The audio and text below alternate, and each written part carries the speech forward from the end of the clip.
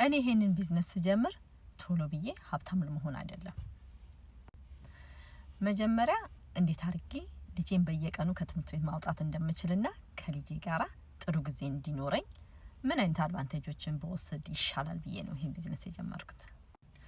ልክ እንደኔ እናት ለሆናችሁ የራሳችሁን ስራ እየሰራችሁ ፍሪደማችሁ ለምትፈልጉ፣ ልክ እንደኔ 9 to 5 እየሰራችሁ ምን ማድረግ እንዳለባችሁ ለማታውቁ ሰዎች፣ ልክ እንደኔ ከልጆቻችሁ ጋር አሪፍ ጊዜ ጥሩ ጊዜ ማሳለፍ ፈልጋችሁ ሳይድ ሀስል ፈልጋችሁ ግን ከየት መጀመር ለማትችሉ ሰዎች ይሄ ቪዲዮ ለእናንተ ነው።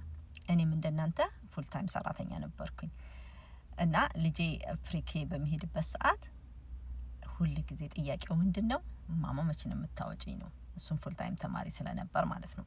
ያው እንደምታውቁት ፕሪኬ ሲማሩ ፓርት ታይም ነው የሚማሩት፣ ግን እኔ ፉል ታይም ራሴ ሰራተኛ ስለነበርኩኝ እሱም ፉል ታይም ተማሪ ነበረ።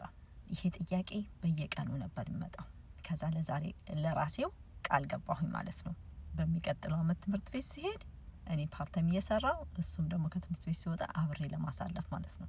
ይሄ የራሴ ውሳኔ ነው።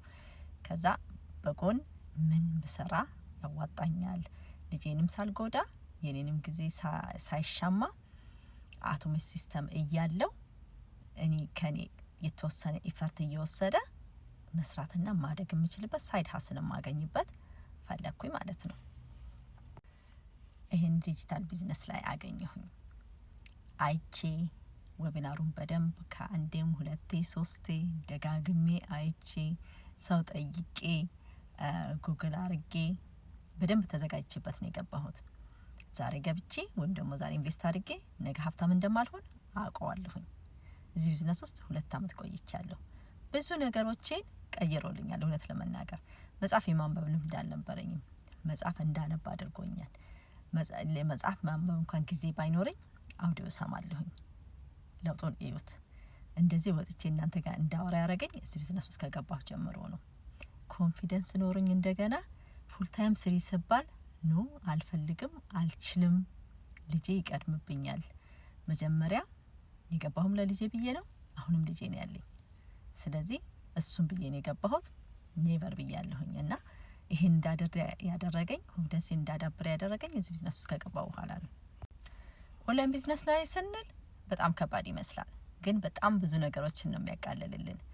85%ን አውቶሜት ሲስተም ይሸፍንልናል። ከኛ የሚጠበቀው 15% ነው ማለት ነው።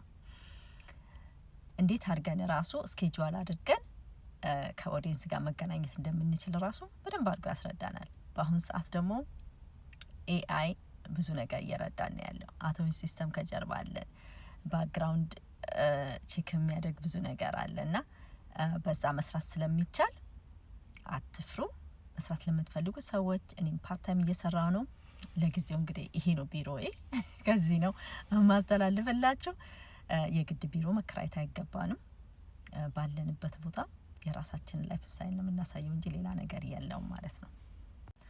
በዚህ ላይ በጣም ደስ የሚለው ነገር ምንም የምንሸጠው ፕሮዳክት የለም፣ ሺፒንግ የምናደርገው ነገር የለም። የሺፒንግና ፕሮዳክቱ ነገር ካምፓኒ ይሸፍናል። ከሱ ጋር የፔፐር ወረቀት ሲያልቅ ከሱ ጋር ያልቃል ማለት ነውና ከኛ ጋራ የሚያገናኘው ነገር የለም። እኛም ስራውን ያቃልልልናል ማለት ነውና ምንድነው ማድረግ ያለብን? ሾው አፕ ማድረግ ነው። በቃ ሌላ ነገር የለም። ቢሮአችን ከክችል ሊሆን ይችላል፣ እንደኔ አሁን ከመኪና ውስጥ ሊሆን ይችላል፣ ከፈለግ ነው ከሳሎን ሊሆን ይችላል፣ ከመኝታ ቤታችን ሊሆን ይችላል፣ ከውጭ ሊሆን ይችላል። ከፈለጋችሁበት ቦታ ቢሮአችን አድርጋችሁ ብቻ ሾው አፕ አድርጋችሁ ቢዝነሳችሁን ልክ እንደ ስራ አድርገን እኔ አሁን ከ1 ሰዓት እስከ 2 ሰዓት ብያለሁ። እየቆራረጥኩም ቢሆን ከ1 ሰዓት እስከ 2 ሰዓት ጊዜን እዚህ ቢዝነስ ላይ አጠፋለሁ ማለት ነው። ሌላ ነገር አይጠይቅም። በዚህ ስኬጁል ካረጋችሁ ስኬጁል የምታረጉበት ብዙ ነገር ሊያቃልልናል ይችላልና ተጠቀሙበት እላለሁ።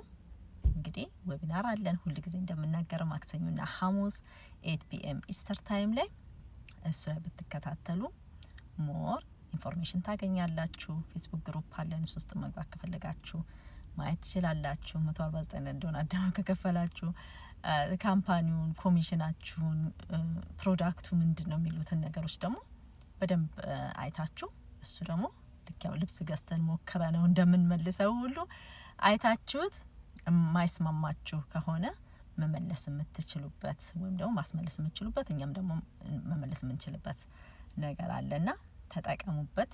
ፍሪ ዌቢናር ሁሉ ጊዜ እንደምናገረው ማክሰኞና ሐሙስ አለን። መልካም ጊዜ ለሁላችሁም። ቻው